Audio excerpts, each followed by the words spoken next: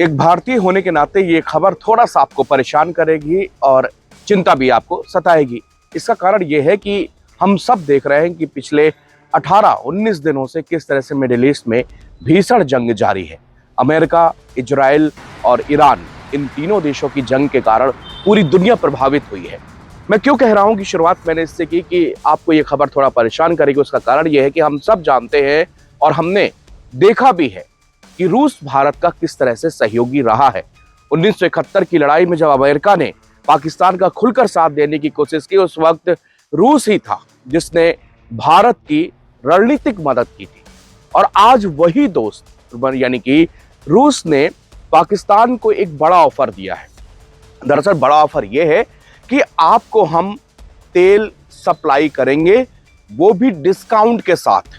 ये एक बड़ी बात इसलिए है क्योंकि पाकिस्तान और माफ कीजिएगा रूस, इनके कभी पारंपरिक संबंध नहीं रहे, लेकिन क्योंकि हमेशा से रूस ये जानता था कि पाकिस्तान अमेरिका की गोद में जाके बैठता है, इसीलिए रूस ने हमेशा भारत को अपना सबसे विश्वसनीय दोस्त माना और आज भी मानता है। और भारत ने भी हमेशा से रूस को सारे के सारे प्रतिबंधों को दरकरार करके रूस से तेल खरीदना जारी रखा था, जबकि रूस के ऊपर बहुत सारे प्रतिबंध अमेरिका ने लगा रखे थे, लेकिन इसके बावजूद हम तमाम दूसरे तरीकों से तेल उससे लेते रहे। अब समस्या यहां पर आ गई कि आखिरकार रूस ने एक ऐसे वक्त पर ऐसा बयान क्यों दिया है।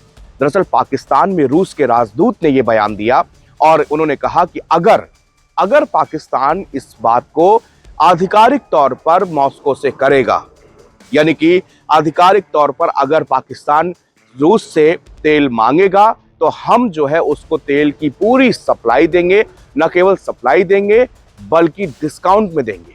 वहीं ये ऑफर भारत के लिए फिलहाल अभी नहीं है, जबकि इतिहास में देखें तो भारत का सबसे बड़ा साझेदार ऑयल के में देखा जाए, अगर हम 2020 की बात करें तो ईरान हुआ करता था। लेकिन राष्ट्रपति डोनाल्ड ट्रंप ने ईरान के साथ में जब न्यूक्लियर डील खत्म करी, उसके बाद में सैंक्शंस लगा दिए तो हमने ईरान से तेल लेना बंद कर दिया।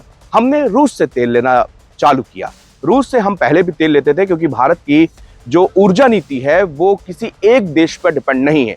हमारी पॉलिसी ये है कि हम दुनिया के कई देशों से तेल आयात करते हैं। उसका परसेंटेज अलग, कहीं से 3%, कहीं से 5%, कहीं से सबसे ज्यादा हमने जो तेल आयात किया था वो रूस से किया था, जो कि 27 से 30% तक चला गया था, यानी कि इतना तेल हमारे पास रूस से आता था। लेकिन अब ये खबर थोड़ा परेशान कर रही है क्योंकि जब से पहले रूस यूक्रेन की जंग शुरू हुई, इजराइल हमास की जंग शुरू हुई और अब जो है ये मिडिल ईस्ट पूरी तरह से जल रहा है।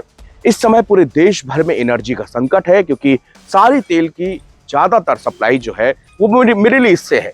मिडिल ईस्ट में जंग है, हॉर्मुज स्ट्रेट बंद है, जो कि दुनिया का 5वां हिस्सा, लगभग 20%, अब सोचिए पूरी दुनिया का 20% ऑयल एंड गैस इसी हॉर्मुज स्ट्रेट से होकर गुजरता है, जहां पर ईरान का सख्त पहरा है। ईरान ने दो टूक कह रखा है कि जब तक अमेरिका जो है सरेंडर नहीं करेगा या अमेरिका अपने युद्धपोतों को यहां से नहीं हटाएगा, मिडिल ईस्ट से अपने बेसिस नहीं खत्म करेगा, तब तक हम जो है हॉर्मुज स्ट्रेट को नहीं खोलेंगे। इसके अलावा अमेरिका जो है, अमेरिकन नेवी भी वहां पर तैनात करने की बात की जा रही है। खबर यह भी है कि हॉर्मुज स्ट्रेट के आसपास अमेरिकन नेवी के कुछ जहाज पहुंचाए जाएंगे जो कि दूसरे जहाजों को वहां से निकलने में मदद करेंगे, उनकी सुरक्षा करेंगे। लेकिन ऐसा मुश्किल इसलिए नहीं क्योंकि ईरान के पास में खतरनाक मिसाइलें, ड्रोन और ऐसी बोट्स मौजूद है जो कि ऑयल टैंकर को तहस नहस कर देंगी। अगर एक भी ऑयल टैंकर का रिसाव समंदर पे होता है तो ये इसके बहुत ही बुरे परिणाम पूरी दुनिया को देखने को मिलेंगे। इसके अलावा अमेरिका ने धमकी दी कि हम ईरान के जितने भी ऑयल के सोर्सेज हैं वहां भी अटैक करेंगे। ईरान ने कहा है कि आप करिए, लेकिन हम जो है पूरे मिडिल ईस्ट में जहां जहां पर भी तेल के रिफाइनरीज होंगी उस पर अटैक करेंगे। और ईरान ने ये करके दिखा चुका है। अरामको जो सबसे बड़ी यहाँ पर रिफाइनरी है सऊदीया में, उस पर अटैक करके ये बता दिया कि हमारी जद में है और हम कर सकते हैं। अगर ऐसा हुआ तो ये समझ लीजिए कि तबाही का मंजर पूरी दुनिया देखेगी।